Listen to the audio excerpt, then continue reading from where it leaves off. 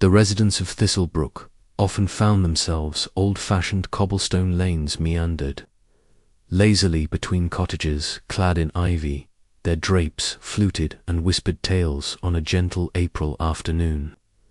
The vicarage lawn was a riot of colour as the annual spring flower display blossomed, and the tables sagged under the weight of Victoria sponge cakes. The air was lighter than lavender, and time seemed to stand still. Crystal lemonades and linen doilies hand stitched with stern affection the Vicar Reverend. Simon Hurrov was fussing over the placement of a jam stall while Mrs. Emily Pett judged a marmalade competition as if preparing for international arbitration. Near the edge of the gathering stood Miss Marple, an elderly lady in soft grey, with eyes sharper than the garden shears she once lent to the vicar's wife. She smiled as she accepted a teacup, but her gaze wandered past the bunting and laughter drawn, instead, to the crooked iron gate just beyond the hedge. The gate had always leaned slightly, as though trying to whisper something to the earth. No one recalled who had first dubbed it the Crooked Gate, but its presence had become something of a fixture, a harmless oddity like old Mrs. Delay's cat or young Thomas Spindle's attempts at poetry still today. Miss Marple noticed a peculiar hush as people passed. Near it, children steered their games wide of it, even the dog belonging to Major Ballantini sniffed the air and backed away with a quiet whimper. "Superstitious nonsense," muttered Colonel, ever eyeing the gate. "They say anyone who walks through it." Surprise encounters with unfortunate events. Miss Marple's teacup paused mid-air. She glanced to the Colonel, whose thick moustache bristled with scorn for ghost stories and who prey would be. Entering a hamlet without permission is somewhat problematic, according to the Colonel, who giggled. The problem is that nobody seems to know the rules, save that using the gate is considered bad form, which is essentially a crime in this village. Softly, Miss Marple smiled, but her gaze quickly returned to the gate. A woman, her form partly hidden by honeysuckle, stood there, her gloves heavy for spring and her hat drawn low. For an instant their eyes connected, and something about the woman's posture struck underneath the ancient oak tree in Thistlebrook. A man whose name had not been spoken in nearly 20 years lay lifeless. As the woman slipped away through the gate, Miss Marple was unaware of the impending chaos that would ensue. The gate swung softly shut, its sighs echoing like a sealed secret. In the midst of rhubarb tarts and cordial toasts, murder crept silently into the village, as if the Crooked Gate had opened again. As Miss Marple savoured her final sip of tea, her gaze shifted from the scene playing out before her to the distant gate. In Chapter 2, an unstaged scream, the kind that cuts through laughter, merged from behind the tea tent, close to the vicarage lawn's edge, where the revellers' faces faded into the trees. A half-circle of hesitant villagers had formed by the time Miss Marple arrived at the scene, but instead of the hair ribbon that Miss Daphne Rowntree, the young daughter of the grocer's sister, had gone searching for, she discovered a man lying awkwardly at the base of an old oak tree, his face turned skyward and one hand curled into the grass, as if grasping for something that wasn't there. A weak-willed Reverend Harav tried to issue an order, and Mrs. Pettigrew clung to her pearls in a theatrical display of terror, while Mrs. Winfred Eastman whispered, "Who is it?" Her remarks carried by the stillness. No one answered at first. Then came a name, a low, reluctant mutter from Mr. Giles Partridge, who had insisted on taking a closer look at the property. Theodore F. Eaton. The name struck like a swift wind. It did not bring pain exactly, but something colder, recognition, and something older still, resentment. No one could agree on why Francis Oaten had departed from Thistlebrook 20 years ago. Some claimed financial disgrace, others hinted at romantic betrayal, a few maintained he'd been involved in something far murkier. A family matter never spoken aloud. What united them all now was a single question. Why had he returned? The body bore no visible wound. His expression was blank, peaceful, even as though he had sat down to rest and simply never rose again. Yet there was a wrongness to it. Miss Marple saw it immediately, not in the corpse, but in the reactions around it. Too little shock, too much control. "He can't have just died," said Ely, the colonel. "His arms crossed. I noticed him today, at the lemonade stand. He appeared older than usual, but it was definitely him." Mrs. Pettigrew, his voice was low, inhaled sharply. "You're sure I may be numerous things?" A word that lingered uncomfortably in the spring air was enemy. And Emily, the colonel, mumbled something under her breath, but I recognized the face of the man. Sergeant Tomlinson, a stocky man with a penchant for procedure, was alerted not long after by a constable who had been evaluating the jam jars about 30 feet from the tree. Miss Marple observed the other's reactions, which she interpreted as layers of averted eyes, clenched jaws, and fidgeting hands that eventually retreated. Tomlinson crouched down by the body, his expression one of studied calm. He suggested that the victim may have suffered a heart attack, and the villagers appeared prepared to accept this easier explanation. However, Mrs. Eastman, whose voice trembled with a sense of dread, questioned why Tomlinson had returned, asking why no one had heard his name mentioned since the incident. The woman stopped as Miss Marple questioned softly, not turning her head. "Oh, you know, years ago his aunt's death was a mystery, and questions were raised, but nothing was ever proven," she answered, with her gaze elevated to the oak tree above. She saw branches that seemed to reach out like arms, casting a shadow. Shadows that flickered against the earth. Tomlinson was scribbling notes, now asking if anyone had seen. Mr. Rotten earlier in the day replies were vague. Some claimed he had arrived shortly before the fete began. Others insisted he'd slipped in unnoticed. And one or two seemed surprised to learn he'd returned at all. "I expect it's natural causes. I will summon Dr. Kenley to corroborate what Tomlinson has concluded." The sergeant was meticulous, yet leaned toward convenience, and Miss Marple studied him with subtle curiosity. She pivoted away from the throng and walked a short distance to the crooked gate, which remained crooked as before, leaning ever so slightly on its rusted hinges, weathered by years of rain and rumors. Not even the children dared to stand near it anymore. The grass was somewhat compressed as Miss Marple knelt down by the gatepost. Disturbed, something glinted in the ground, little larger than a pinhead, a sliver of glass, no polished enamel. She slid it quietly into her glove. Behind her voices continued, while Mrs. Pettigrew was already proposing a collection to cover funeral expenses. The cell grumbled about bad breeding making a comeback after 20 years.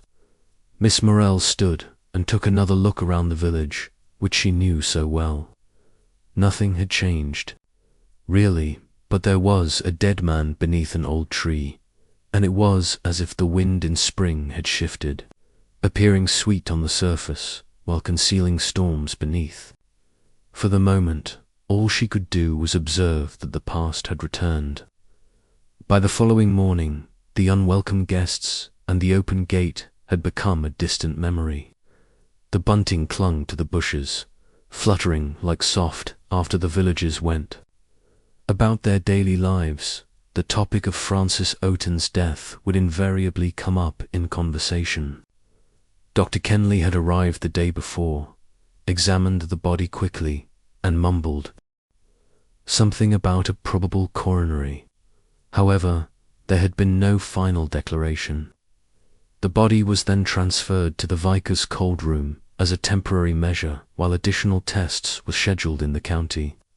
While Miss Morrell had spent the evening quietly recalling names, dates, and long-forgotten village scandals, This morning she sat in her drawing room with a steaming teapot by her side, trying to piece together what little information she had.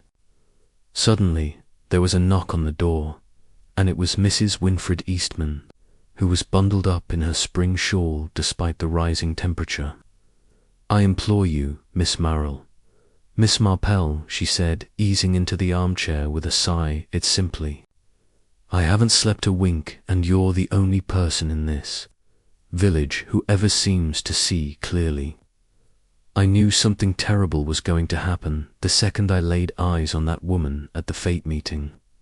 And Miss Marple poured tea without saying a word, as Mrs. Eastman seldom paid unannounced visits. Upon researching which woman, I noticed Mrs. Eastman, who arrived late and didn't speak to anyone, standing tall with dark gloves and a hat that looked like it came from a London IM fashion catalogue. She had the oddest expression as she watched everything, and I thought you saw her too, weren't you, standing by that awful gate? Not staying for the prize announcements, Miss Marple quietly left. I spoke with Mrs. Pettigrew, and not even she knew who she was. And she knows everyone, but Mrs. Eastman continued as if it were a crime in and of itself. Miss Martell paused to stir her tea, wondering why she would bother if she wasn't even from Thistlebrook.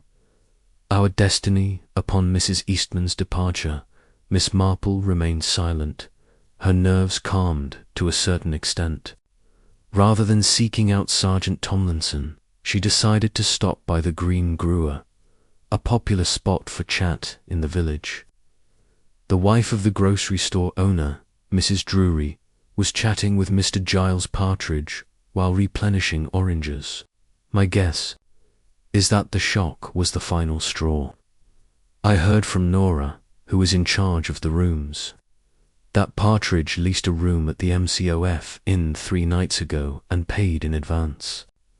When he returned after all this time, Mrs. Drury mocked at him since he hadn't returned Giles. Partridge appeared startled and then cautious during their discussion 3 nights ago, but now she seems genuinely interested, so Miss Marple cautiously walks between the oranges and the topic. Why would he take a room and not let anyone know he was in town? Was he planning to have a private meeting, or was Miss Marple just adjusting her gloves? According to Mrs. Drury's investigation, rumours circulated that he had sent a letter to a villager last week, but had received no response. "We don't usually have you as a visitor, Miss Marple, but today I've merely come to inquire about your most recent one." Nora Blackwood, the innkeeper, recognized her as soon as she turned and went toward the McCraft. In his quiet demeanor, lack of social interaction, and incessant letter-writing and reading gave me the willies. Nora's CL blurred his vision. He hesitated before saying he had something to fix, although he did mention meeting someone on the day of the fate, but he didn't specify who it was. Did anyone else pay him a visit? A man in a grey coat entered the hall shortly after sunset on the night before fate, and Nora scowled at him. They conversed in a low-key, anxious manner. A little envelope, never stamped or sealed, with no name or address inside, was held out by Miss Marple as she asked, "Did he leave anything behind besides this?" As soon as Miss Marple ran her fingers over it, she knew it wasn't a letter. It seemed more like a message destined to vanish. Section 4, a quiet voice in Thistlebrook. Statements were made with a certain unease, as if to convince oneself of something rather than question everything. It was Mrs. Pettigrew who initially voiced what others had hinted at.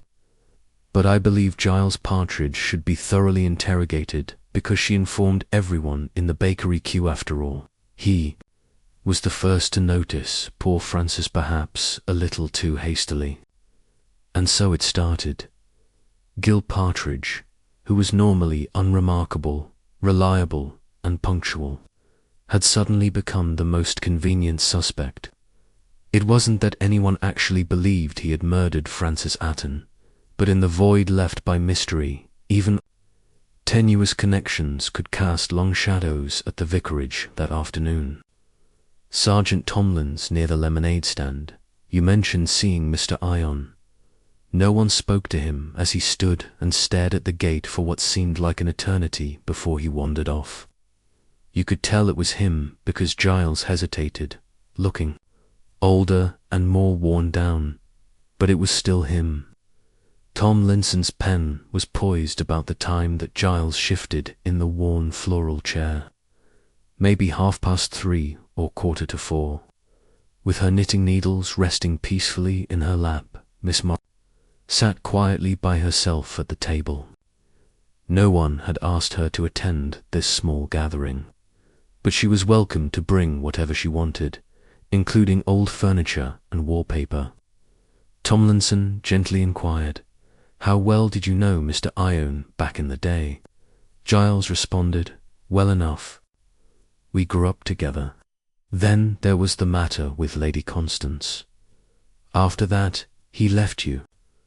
The sergeant responded with a furrowed brow, and Giles blinked. There had been no inquest.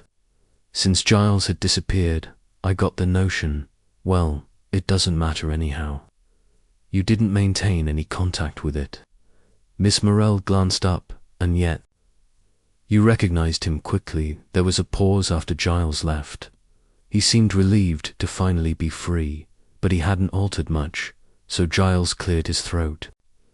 "I don't believe he did that," Tomlinson mumbled under his breath as he rose up. "Miss Marple, it's irrelevant, because everyone in the hamlet thinks he may have." The expression on Tomlinson's face betrayed his uncertainty. "You don't believe he's concealing anything, do you? Even while it may not have been what you were hoping for." Miss Marple was delightful that evening when the sky turned a soft plum. On her stroll to the village's western boundary, Miss Marple didn't head straight for the crooked gate. Instead, she let her feet lead her in a leisurely fashion, as if beckoned by habit. To her astonishment, she discovered that someone had already arrived, standing just outside the gate, with his back to her. Reverend Harav cast a wary glance across the field where fate had once stood. "Ah, Miss Marple, you seem disturbed," he said, his voice trailing off as he paused for a moment to collect herself. Vika was taken aback. A few people in Thistlebrook remember Francis fondly, but the Reverend hesitated before saying, "I knew Francis once, long ago. He was not easy to like." Harav proceeded slowly, explaining that Francis was more than just the stories people hear about him. There was a long hush while Miss Marple tilted her head. "Yet you previously enjoyed a friendship." "I made a mistake," he whispered quietly. "A long time ago, so did he." She lifted the note up to the light and saw no watermark. No signs of hand delivery, and simply a brief printed line on coarse paper. The sender had come for retribution, and now someone else must pay. Miss Marple discovered the message beneath her door upon her return. Just as the village was about to name a suspect, another player was already playing a longer game in plain sight. Chapter 5 took place on Miss Marble's writing desk, and the letter sat there, its plainness more menacing than any blood-stained message or dramatic threat. She had read it 3 times since finding it the night before, and each time the word had struck her differently. It seemed like someone else was about to pay the price, and she thought it was a verdict, not a warning. The village had woken to a chill that didn't belong to the season. Conversations were clipped doors, opened with caution, even the bird songs seemed less certain at the Macraft Inn. Nora Blackwood claimed that one of her butter knives had gone missing, and a young man passing through from Exeter checked out early, citing uneasy atmosphere and taking his breakfast to go. But Miss Marple's morning began, as ever, with tea. She prepared it herself, finding reassurance in the clink of porcelain and the hiss of the kettle. It was while pouring her second cup that she noticed it. Again the tiniest irregularity, almost invisible unless one was both meticulous and accustomed to routine. The teacup was not hers, not quite. It matched her set perfectly, but the rim held a faint chip, one she knew she had not seen before. Her hands moved gently over the surface. The handle was lighter, less worn. The cup had been replaced, swapped. She narrowed her eyes and looked towards the cabinet. All appeared untouched. Carefully, she lifted another cup, then another. Her set was all intact, except for this one, a stranger's cup in her home. Miss Morell moved to her desk, laid the cup beside the letter, and began tracing the sequence of events in her mind. There were few who had visited recently. Mrs. Eastman Giles, Partridge at the inn. Nora's tea remained undisturbed. However, she suddenly stood up, retrieved her shawl and gloves, and began briskly making her way to the vicarage. The Reverend Herav, as usual, responded with his characteristic gentle restraint. But a hint of unease showed in his eyes as he recognized Miss Marple. "Viceroy, may I see your tea set?" he asked, his expression betraying his confusion. Then he led her to the kitchen, where Mrs. Harov was preparing a plate of lemon biscuits. "I apologize," she said, "but could I examine one of your teacups?" After the Reverend and his wife exchanged looks, "I'm afraid we mixed up the cups." Mrs. Harov, startled but accommodating, opened the cupboard and passed one over to Miss Marple, who delicately turned it in her hands. It had the same floral pattern and was made of smooth porcelain, but there was a small chip. Mrs. Harov acknowledged. "After the ruckus, things were packed in a rush. I returned a few to the Pettigrew, and the Colonel, yours must have been among them." Miss Marple nodded slightly, but she had already moved on from the apology. The transition had been intentional. It seemed as though someone had broken into her house just long enough to trade teacups and maybe even leave a letter behind as she made her way back down the lane. After the fete at the post office, Miss Martell halted. Inside, the postmistress, Mrs. Tilling, was greeting good morning as she sorted through the lunch delivery. Miss Morell said, ever so casual, "Tell me, dear, did Mr. Ion send any letters before his death?" Mrs. Tilling pursed her lips. "Number posted letters, no, but he did come in to inquire about hand delivery, asked if any local boys ran errands. I told him to try the newspaper lad, young Martin Spindle, and did he? Oh yes. Martin said he was given 3 envelopes, paid $1 for each. Do you know to whom they were addressed?" "Not precisely, but Martin delivered one to the vicarage, one to Giles, Partridge, and one to someone staying with Lady Furch, a niece, I think. Strange girl, rarely seen." Miss Marple felt something shift quietly, but unmistakably Francis had sent private messages before. The fate, one to Giles, one to the Reverend, and one to a stranger. No one in the village had noticed a stranger wearing gloves too thick for spring that afternoon. Miss Marple visited Lady Furch under the pretense of returning a borrowed book. The older woman, deaf in one ear and nearly blind in the other, greeted her warmly and ushered her into the conservatory. "My niece Clara is visiting from Cambridge. Lady Finer Church," said, waving vaguely toward the stairs. "Keeps to herself, but very clever. Knows all about fossils and bones and such." Miss Marple smiled. Does she now know further introductions were made? Clara did not appear, but as Miss Marple left, she saw a shadow move behind the lace curtain on the upper. Miss Marple knew better than anyone that patterns never formed by accident, and she was utterly perplexed by the following events. A figure watching her immobile, which was neither a ghost nor anything else equally eerie. A letter that went missing, the incorrect type, and a stranger hiding upstairs.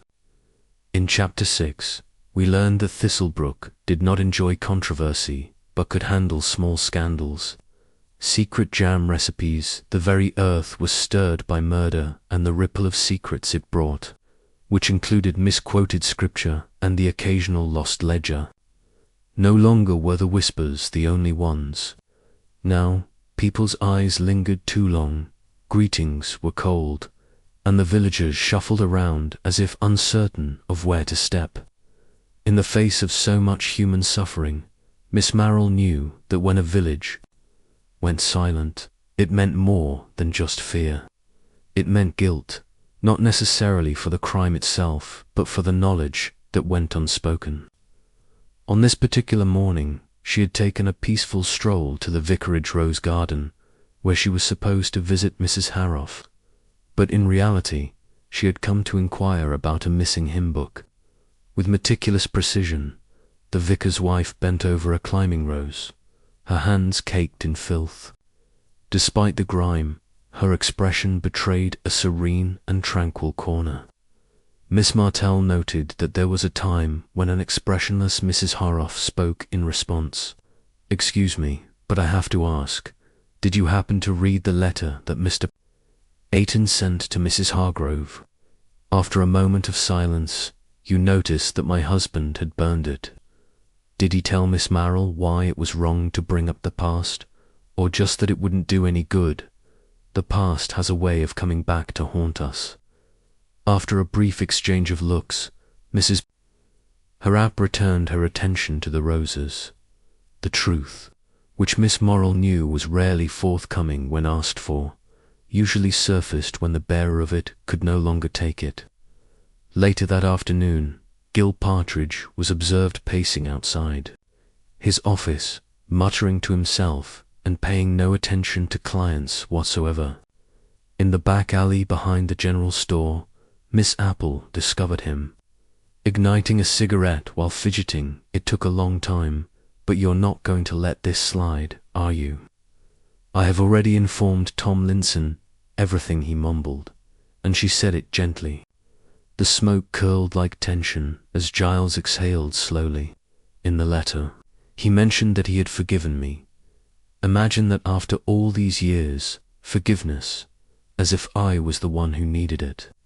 Miss Morell waited. "He didn't come to make peace," Giles continued. "He came to make himself the victim, but he wasn't. He ruined lives quietly, politely, like he did everything Lady Constant." She asked. Hino nodded. "She changed her will for him months before she died, left nearly everything to Francis said he needed. It more after what he'd done to Hargrove's sister." Miss Marple's gaze narrowed. "I hadn't known the Vicar had a sister. Most don't." Giles said. "She left suddenly. Scandal, they said. Francis was involved. He denied it, of course, always is the gentleman, but you believed otherwise." Giles looked away. "We all did, but no one said a word. Not then." As Miss Marple walked back toward the village green, she passed Lady Fershie's manor, Ag, rather than the unknown person in the upper room with the letter Martin Spindle had delivered to her while Miss Marple was still unsure about Clara's function. She sensed a planned absence from the scene. The quietness she exuded that night, lit only by the faint glow of gas lamps, gave off an air of anticipation rather than concealing. Sergeant Tomlinson, who appeared exhausted and irritated due to his frequent use of partial truths, met with Miss Marple outside the vicarage gate. Both Giles and the Vicar have motivation, but neither has the means to prove it. Gently, Miss Marple remarked, "People show themselves in other ways. Do you think I'm concentrating on the wrong people?" He sighed, and she responded, "I think you're looking where the light is easiest, but not necessarily where the shadow is darkest." As she continued to stare at the hill, Miss Morell remained silent. The past, like a patient gardener, patiently awaited its moment to bloom again beyond the crooked gate, where the air always felt slightly colder. Chapter 7. The Alarm Cranks. Up when 7 is neared, a gardener's apprentice was among the few who dared to come out after dark in the northern lane, where the cry originated. Tom Millish was cutting through the Hadro shortcut when he observed something weird beyond the boundary of the Furch property. A scarf pale blue hooked on the bramble like it had been torn loose in hasty nearby, far too near something. Elsa Shue, as soon as she heard the term missing, Miss Marple retrieved her shawl and crossed paths with the niece of the Green Lady Furch. She was summoned not by duty but by instinct, and she arrived not long after Sergeant Tomlinson. Tomlinson scowled at the underbrush, wondering why someone would leave a shoe outside if it wasn't an abduction. No one had seen Clara since morning, and her bed was untouched. The window latch had been forced open, revealing her scarf and shoe. However, beyond the tree line, there were only disturbed leaves and a single broken branch, as if something or someone had moved quickly. Fear gripped Miss Marple as she stood at the lane side, her eyes fixed upwards on the hill above the crooked gate. The bramble twisted reminded her of the rose garden, and the vines were entangled too tightly. Inside the manor, Lady Furch sat rigidly with her cup untouched, while Miss Marple whispered something about not fleeing from a stranger but from someone she knew. The sergeant glanced over her and asked, "Why do you say that no woman removes only one shoe unless it's in panic?" The woman mumbled something under her breath, without raising her voice, as if to ask why the heck she was even here, Lady Furch.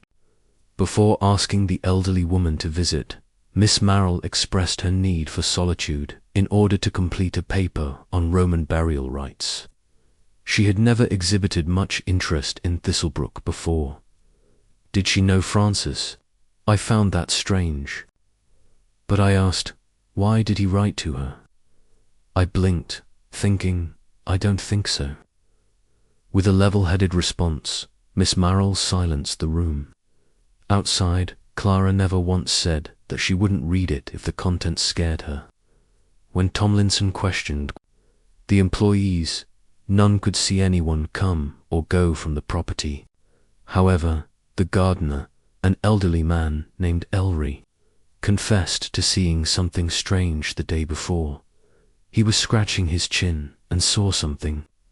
At the gate, Clara was chatting with someone she didn't know, despite her towering stature. The tall woman in the grey coat remained outside, quivering with fear as she made her way back. A few days prior to his passing, Francis had a conversation with someone. Nora had confirmed this. Now Clara had done the same. What had Francis written to her? What truth connected them? Why had Clara vanished? As suspicions started to shift. That evening, Miss Marple sat alone at her window, watching the wind rustle the hedges, and she flipped through the note again. A message concerning vengeance. Both notes ended in a peculiar curl at the full stop, a flourish not common in mail. Handwriting but one she had seen before on a menu left in the drawing room of Lady Furch's manor, written in a feminine looping hand. The paper was smooth and identical, and she compared it to the one Francis had intended to send. The grain was slightly different, and the pen pressure was different, but one detail stood out. Miss Marple placed the two notes side by side, but one of them was never sent. One of them fell under her door. Suddenly, a disappearance wasn't seen as an escape, but as a warning. In Act 8, Chapter 8, Thistlebrook, her calm had frayed like old lace with Clara still missing. Suspicion now drifted aimlessly between the familiar and the strange, and people began locking their garden gates for the first time in years. When certain names were spoken, conversations ended mid-sentence. Miss Marple chose not to press the panic button, but instead let it rise and settle. Fear usually brought honesty, which was more effective than interrogation. She spent her mornings at the bookstore, not to browse but to be seen, a deliberate move. Alternative news spread in a different way. Miss Marple softly inquired, "Do you have any books on Roman burial customs?" as she lingered near the piles of paperbacks. The shopkeeper startled at her strange request, though Clara did receive a similar request last week. Her pen had run dry, so I was nervously inquiring about selling ink as well. I ended up buying a new pen, and she mentioned that hers had run dry as well. Although Miss Marple seldom played hostess, the mere invitation to a small tea gathering raised some eyebrows. She never once explained why she was researching the topic. Instead, she mumbled something about records and how they are buried and unearthed. The arrival of Reverend Hargrove and his wife was followed by Mrs. Pettigrew, who never missed an opportunity to observe under the guise of politeness. Giles Partridge was a bit hesitant on the doorstep before accepting the cup offered to him. Sergeant Tomlinson also made an appearance, though he seemed uncertain if he was on duty or not. The table was set with her usual blue and white china, with each cup and saucer placed with precision.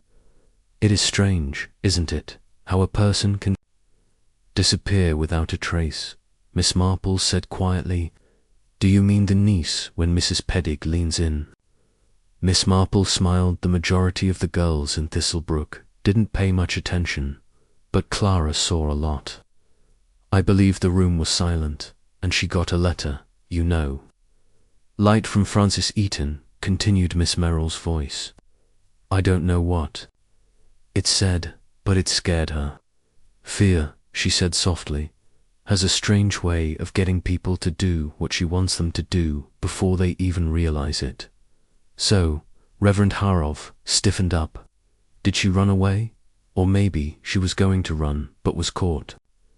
Either way, it makes you wonder who might gain from her silence. Why would anyone harm her? She was just a girl, Giles thought to himself. Miss Merrill replied that people tend to ignore them unless they see something amiss. In response, Mrs. Haroff firmly placed her cup down. Miss Merrill, this is really grim for tea. Forgive me, Miss Marple. Said it's only that I was thinking of handwriting.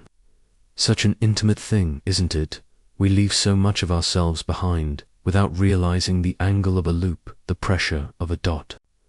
She reached beneath her chair and laid 2 notes on the table. One of these was found at the inn tea. Your other slipped under my door at first glance, quite different, but see here. This small curl at the end of the full stop, quite distinctive. Mrs. Pettigrew eagerly leaned in. Finding it, Miss Marple turned her gaze not toward her guests, but towards the half-open door to the hallway. A figure stood just beyond it. Lady Furch. She had arrived unannounced, as she often did when restless, but this time she had lingered in the corridor listening. Miss Marple's voice softened. The notes were written with different pens, one by a man, the other by a woman, a skilled educator's methodical, careful, and unhurried approach. Clara muttered under her breath as the elderly woman cautiously made her way inside, the sound of her cane tapping gently on the hardwood floor. The elderly woman's eyes narrowed as Miss Marple inclined her head, and I hoped someone would tell me who it was. However, handwriting rarely lies, so she left the words dangle. There was no accusation, just stillness, and something changed in that silence. The Reverend's eyes dipped to his lap as Mrs. Hargrove's hand quivered slightly.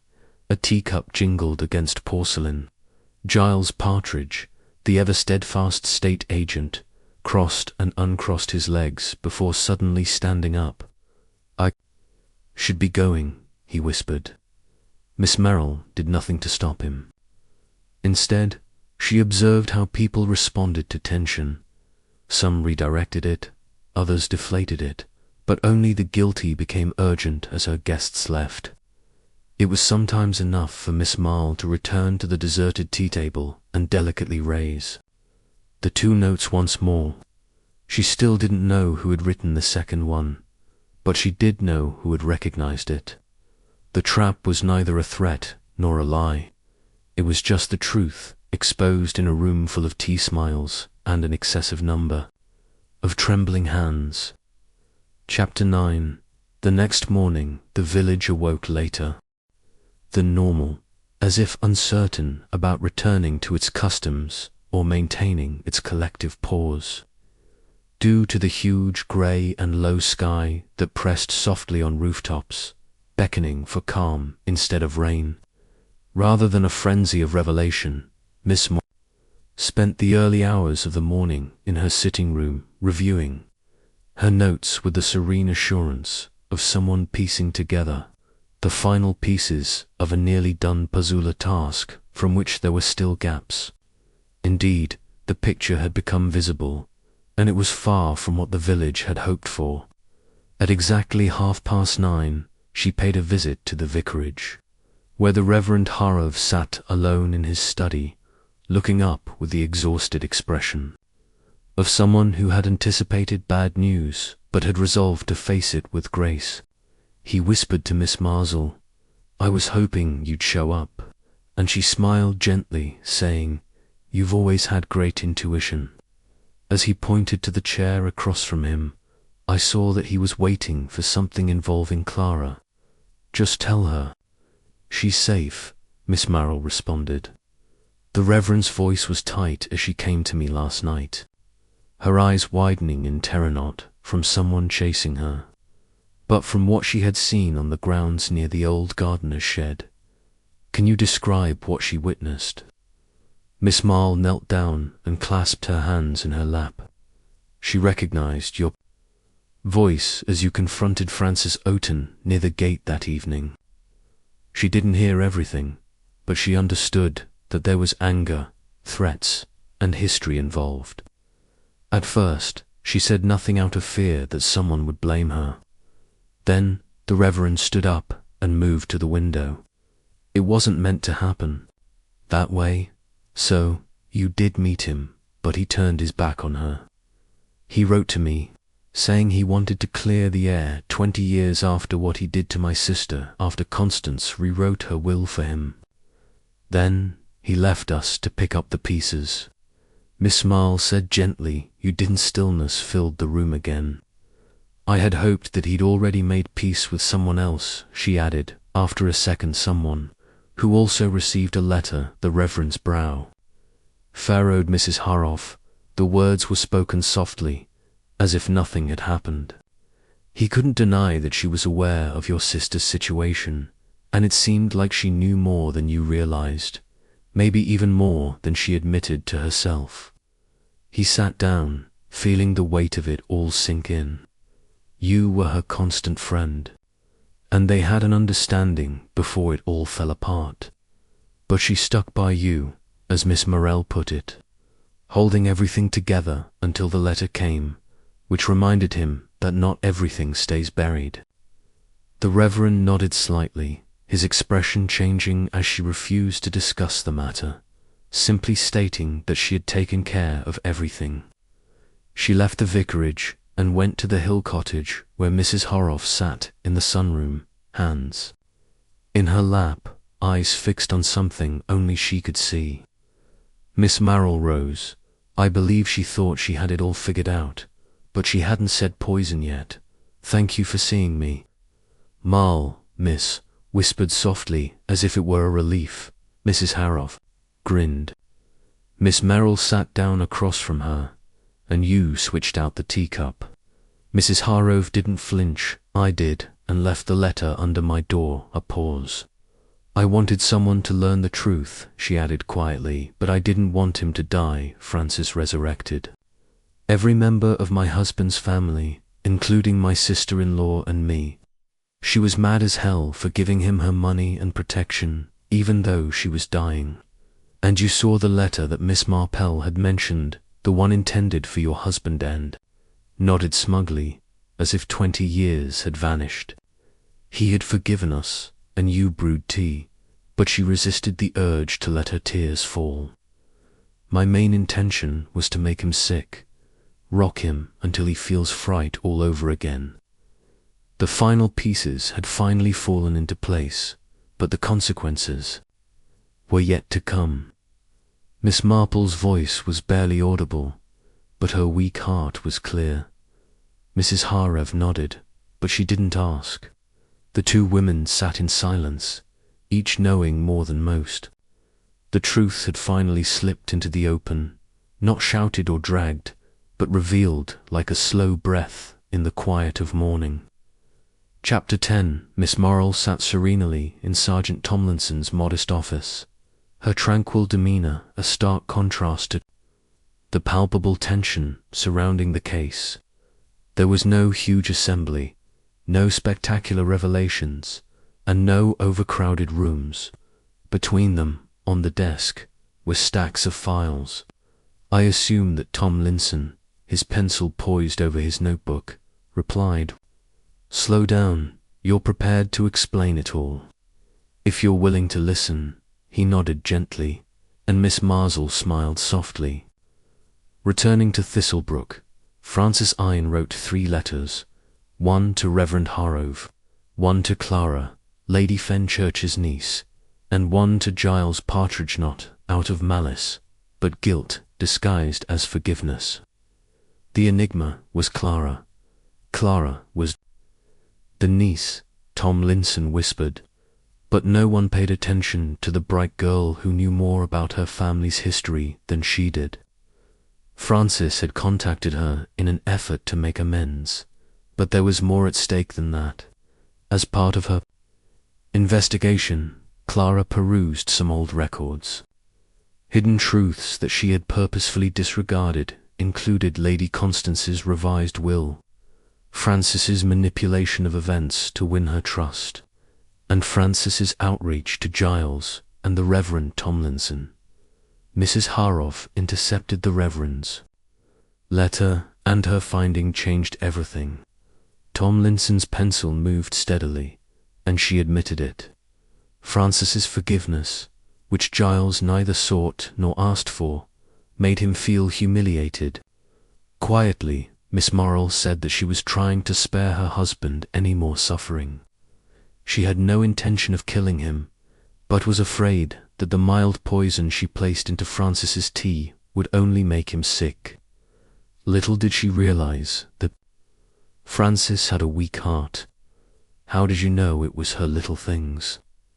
Tomlinson sank into a heavy sigh, dropping his pencil.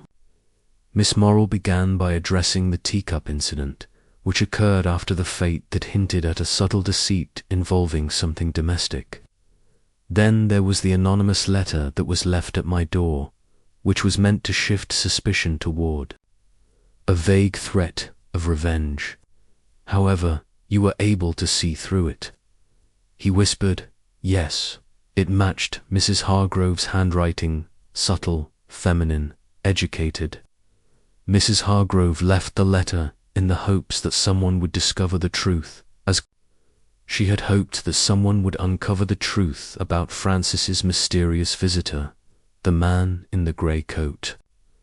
The man was an investigator hired by Francis, who had come quietly to research past scandals and heirs. He spoke briefly with Clara, terrifying her enough to go into hiding. She had mistakenly believed he had come to silence her. Miss Marple smiled softly, misinterpreting Francis's motive, and Tomlinson shook his head, asking why anyone would bother to hide. It was kept secret for decades by Francis's family, until Clara found old letters that suggested he might be her father. Lady Furch far too long. Francis had put off returning to disclose the truth in an effort to reconcile. Disguised, Tomlinson mumbled something in response to Clara's frantic screeching as she saw Francis lifeless. She was terrified that someone had discovered her secret and may be looking for her, so she hurriedly buried her shoe and scarf. A furrow formed on Tomlinson's forehead as he and Mrs. Harrove, upon seeing Francis's letter, Miss Merrill's look shifted to one of grief.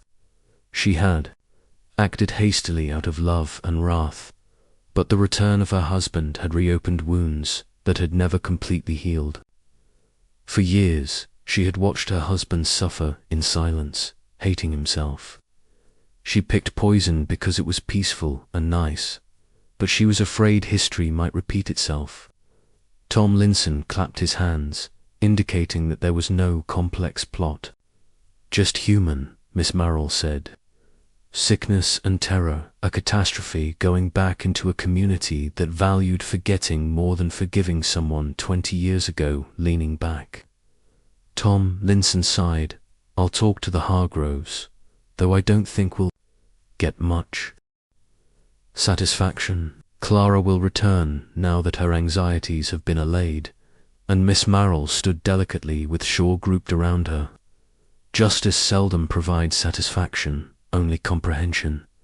She halted at the door. Even Giles will discover. Tranquility and Reverend Harev, maybe the past may finally lay to rest. Tomlinson barely grinned as the town his eyes met Miss Morella's. As she stepped outside, the gentle afternoon light bedecked Thistlebrook once again. The crooked gate stood silently, its shadow no longer sinister. Now it was just old iron resting softly against ivy and earth. She walked home slowly, contemplating the nature of truth, for what evil rarely made an entrance. Instead, it took the form of quiet, uncertainty, or a falsehood, like a reserved visitor being talked into opening up.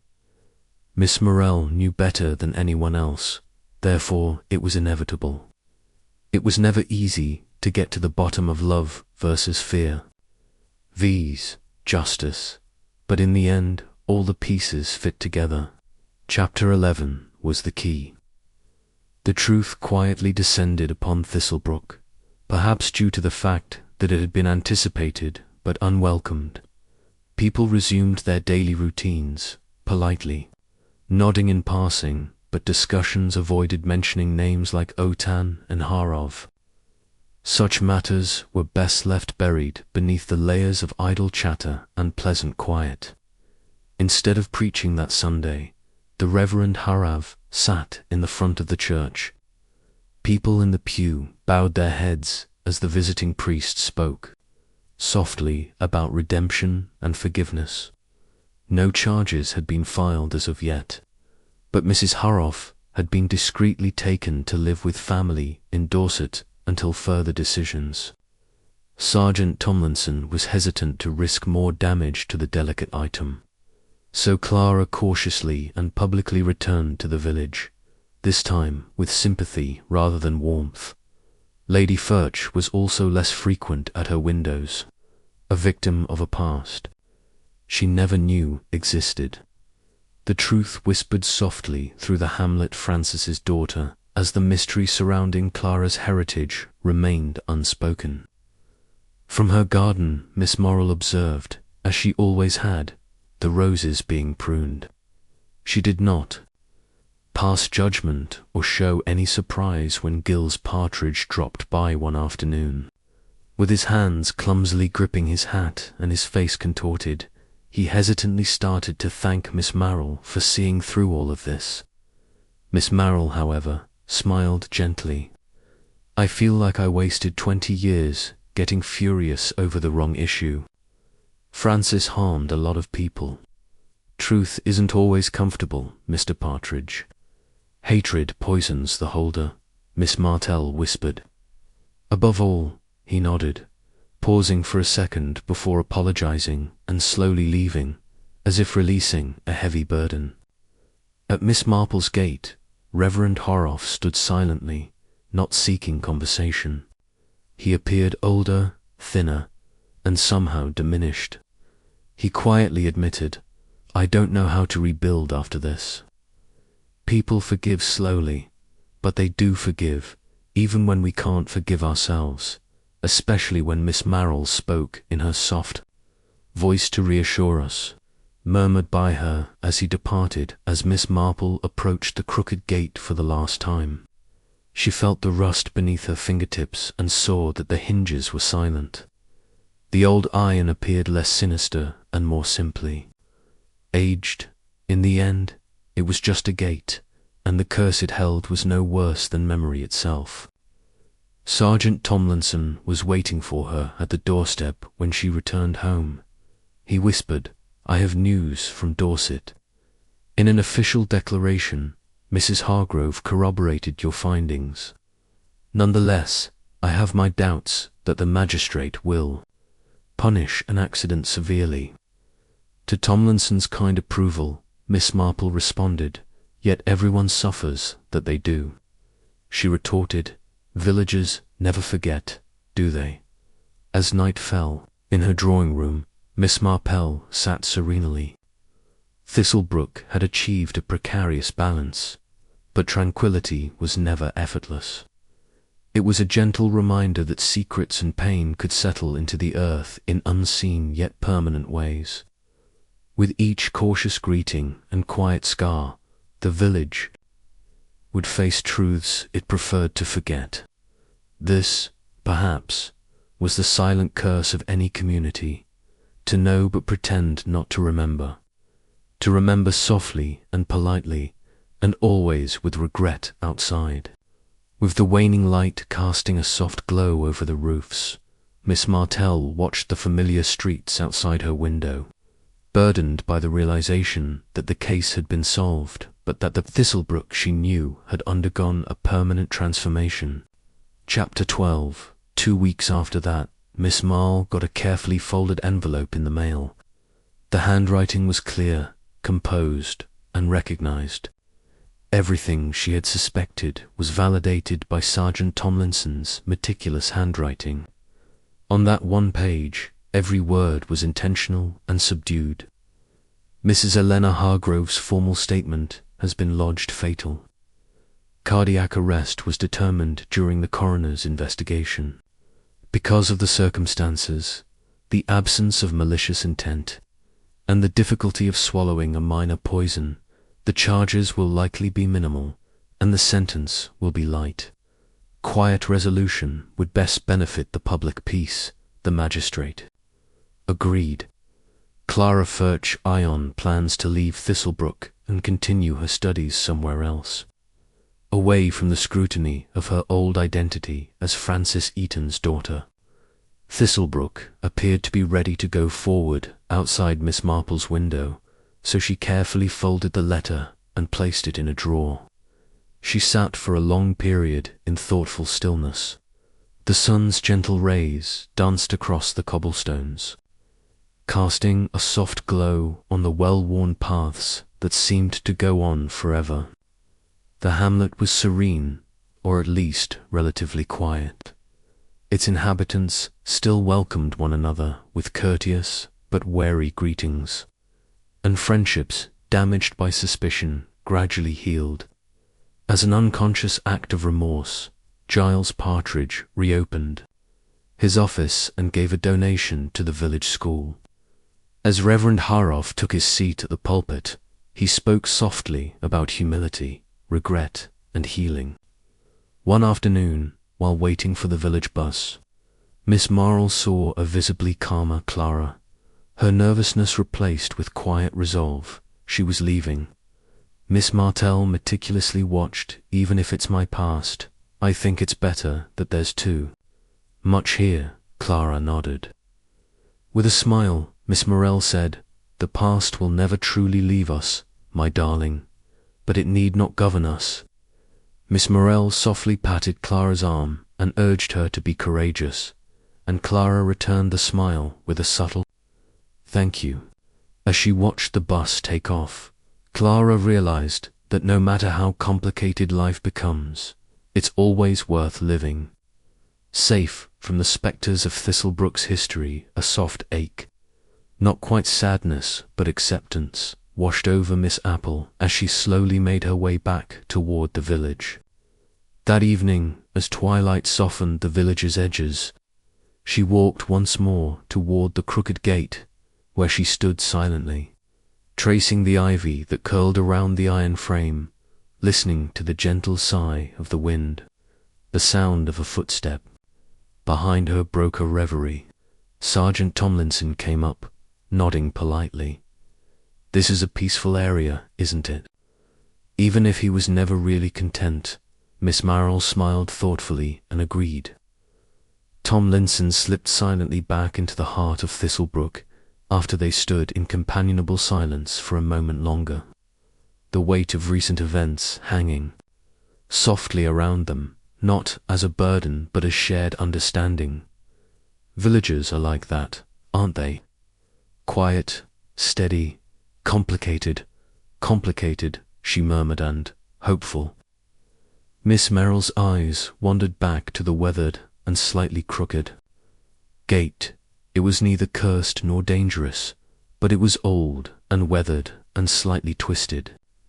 The real curse, she whispered, had always been within the villagers themselves, sin-spoken secrets, unresolved grief, and polite smiles. With that, she turned away and walked slowly homeward, under a starry sky.